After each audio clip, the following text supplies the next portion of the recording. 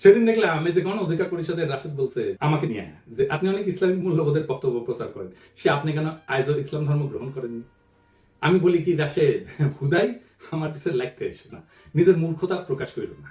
দুনিয়াতে অমুসলিম Islamic scholar নাই, কারণ ইসলাম নিয়ে কথা বলে না, লেখালেখি করে না, গবেষণা করে না। এই যে ইগনাস গোলসিয়ার নাম শুনিছো জীবনে? শোনো নাই। উনি হাঙ্গেরির লোক ছিলেন, আধুনিক ইসলামিক স্টাডিজের অন্যতম প্রতিষ্ঠাতা। হাদিস নিয়ে যত মৌলিক গভীর গবেষণা হয়েছে এই ভদ্রলোক করেছে। জোসেফ শার্টের নাম শুনিছো কোনদিন? ইসলাম শিক্ষা এবং শরিয়া আইন বিষয়ে গুরুত্বপূর্ণ গ্রাউন্ড ব্রেকিং গবেষণা করছে। আধুনিক যুগে মন্টেগমারি ওয়াট নাম শুনিছো? নবী করিম পিস বি আপন হিম, ওনার জীবন এবং ইসলামের প্রারম্ভিক ইতিহাস নিয়ে যে বিখ্যাত কাজটা সেটা ওনার করা। মুসলমান না হলে ইসলাম নিয়ে কথা বলা যাবে না, কোন নিষেধ আছে নাকি ইসলামে? তো তুমি তো মুসলমান, মির্জা ফখরুল মুসলমান, অন্তত নামে মুসলমান, তো পারো না কেন এমন একটা ব্যাখ্যা দিতে এতদিনেও সরিয়া নিয়া?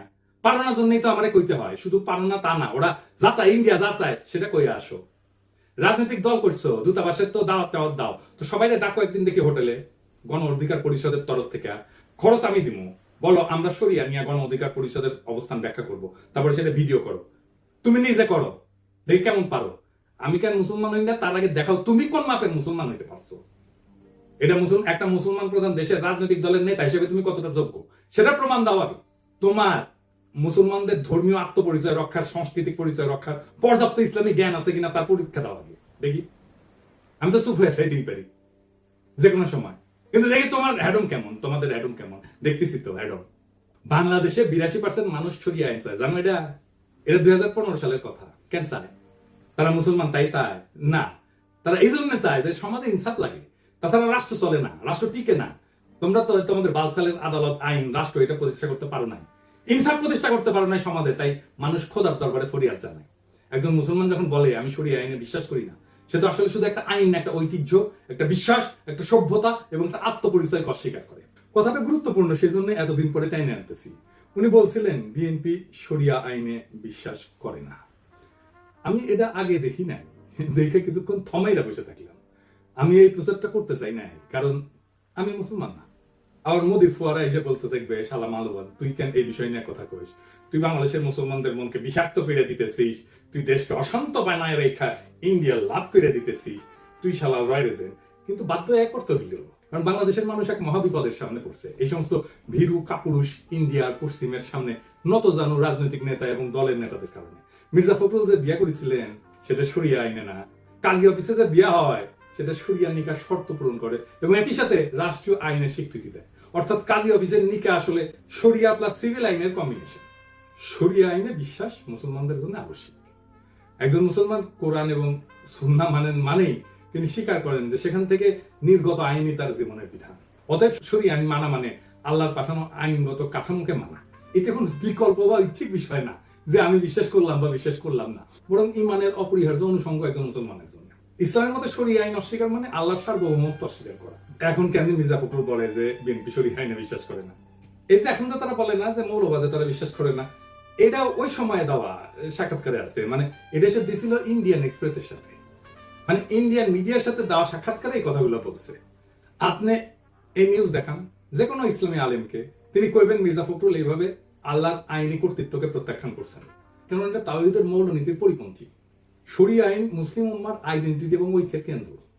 বাংলাদেশে এলিটদের মধ্যে এমন একটা অবস্থা হয়েছে না যে ইসলামের নাম আসলে ভয় কুকড়ায় যায় যে মুসলমান হওয়াটা তার জন্য অপরাধ। পশ্চিমা রাষ্ট্র ব্যবস্থায় আইন হইল মানবীয় চুক্তির ফল, মানে সোশ্যাল কন্ট্রাক্ট, তাই সেটা পরিবর্তনশীল, ভগ্ন এবং বিভক্ত। কিন্তু মুসলমানদের একমাত্র নির্ভরযোগ্য আইন কাঠামো হইল শরিয়া আইন, যা কুরআন এবং সুন্নাহর সাথে সামঞ্জস্যপূর্ণ এবং উম্মাকে এক সূত্রে গাঁথে। তার মানে শরিয়া আইনকে অস্বীকার করা বা অবিশ্বাস করা মানে মুসলিম উম্মার ঐক্য, ইতিহাস, ন্যায় বিচার এবং বিশ্বাস কাঠামো সবকিছুতে আঘাত করা। দুনিয়াতে নানা আইনি ব্যবস্থা আছে যা এই বৈশ্বিক আইনি কাঠামো তৈরিতে সাহায্য করছে। যেমন ধরেন রোমান আইন, এখান থেকে আমাদের যে সিভিল ল এটা আসছে, কমন ল এটা যে অ্যাংলো আমেরিকান ট্র্যাডিশন থেকে আসছে।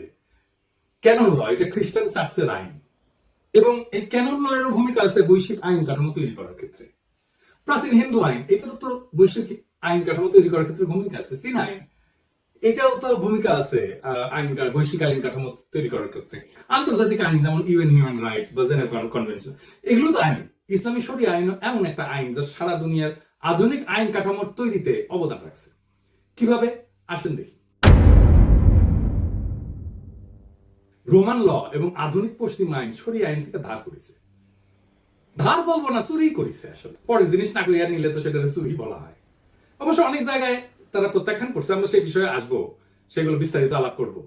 কি কি গ্রহণ করছে আসেন সেটা দেখি। ইসলাম শরিয়া ওয়াকফ বা ধর্মীয় জনকল্যাণমূলক কাজে ব্যবহার করা হয় যে সম্পদ, ব্রিটিশরা ভারত শাসনের সময় এই ওয়াকফ ব্যবস্থার ধারণা গ্রহণ করে, তা থেকে ট্রাস্ট ল তৈরি করে। ট্রাস্ট ল, আজকে যে ট্রাস্ট ল দেখেন এটা আসলে ওয়াকফ থেকে তৈরি করা।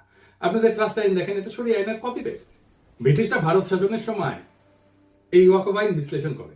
মূলত এটা স্যার উইলিয়াম জোন্স এবং হেনরি মাইন ওয়াকফের ধারণা থেকে ট্রাস্ট ল গড়ে তোলে। ট্রাস্টি এবং বেনিফিশিয়ারি সম্পর্ক অনেকটা ওয়াকফের কপি পেস্ট। এইটাই শরিয়ার প্রেক্ষাপট ভিত্তিক ন্যায়ের শক্তি। আর উল্টা বুঝলি রাম, যার জন্য অ্যাপ্রিসিয়েশন পাওয়া দরকার ছিল সেটা দিয়া আপনারে ইন্ডিয়া বাড়ি দিতে। আর আপনি মুখ বুঝে শোনেন, মির্জা ফখরুল যদি শরিয়া নিয়ে ডিটেলস গুলো জানতেন তাহলে তো বেকুবের মতো উত্তর দিতেন না। উনি কি বলতে পারতেন না নন মুসলিম দেশগুলোর তালিকা যেখানে শরিয়া আইন আংশিক ভাবে চালু আছে, যেমন ইথিওপিয়া, এটা তো খ্রিস্টান সংখ্যাগরিষ্ঠ দেশ, মুসলিমদের জন্য পারিবারিক আইন এবং উত্তরাধিকার শরিয়া আইন মোতাবেক চলে। এমনকি ইসরায়েলে, এটা তো ইহুদি সংখ্যাগরিষ্ঠ, মুসলিম নাগরিকের পারিবারিক এবং ব্যক্তিগত আইনে শরিয়া আদালত চলে ইসরায়েলে, এটা সরকার অনুমোদিত। এমনকি ভারতে এটা মুসলিম পার্সোনাল ল আছে না, বিয়া, তালাক, মোহর, মিরাজ, এই সমস্ত আইনে স্বীকৃত। সিঙ্গাপুরে, এই যে সিঙ্গাপুরে, এটা তো বৌদ্ধ খ্রিস্টান সংখ্যাগরিষ্ঠ, এখানে শরিয়া কোর্ট আছে মুসলিমদের পারিবারিক বিষয় বিচার করার জন্য। কেনিয়া, এটা খ্রিস্টান সংখ্যাগরিষ্ঠ দেশ, এখানে খাদি কোর্স আছে মুসলিম পারিবারিক উত্তরাধিকার আইন নিয়ে রায় দেয়। ফিলিপাইনে ক্যাথলিক সংখ্যাগরিষ্ঠ দেশ, এটা মুসলিম স্বশাসিত অঞ্চলে শরিয়া আদালত কার্যকর আছে। এমনকি ইউকেতে, যুক্তরাজ্যে, এটা তো খ্রিস্টান সংখ্যাগরিষ্ঠ দেশ, এখানে শরিয়া কাউন্সিল আছে, ইসলামিক ট্রাইব্যুনাল আছে, এটা ঐচ্ছিক পারিবারিক সালিশ হিসেবে এটা ইউজ করতে পারে, ব্যবহার করতে পারে। অস্ট্রেলিয়া, এটা তো খ্রিস্টান সংখ্যাগরিষ্ঠ দেশ, এটা মুসলিম কমিউনিটির মধ্যে শরিয়া ভিত্তিক মধ্যস্থতা, এটা নন বাইন্ডিং, এটা চালু আছে। এই অস্বীকার শুধু ব্যক্তিগত মত না, বরং তা মুসলিম উম্মার অন্তর্নিহিত ঐক্যের ভিত কাটায় দেয়। মির্জা ফখরুল হয়তো ইন্ডিয়ার সাথে কৌশল করতে চাইছে, হয়তো তিনি ভাবছেন ভারত বা পশ্চিমের মনোভাব তুষ্ট করলে রাজনীতির সুবিধা পাওয়া যাবে, কিন্তু তিনি ভুলে গেছে নিজের ভিত্তি কাটলে কৌশল কিছু করতে পারে না, থাকে শুধু পতনের গর্ত।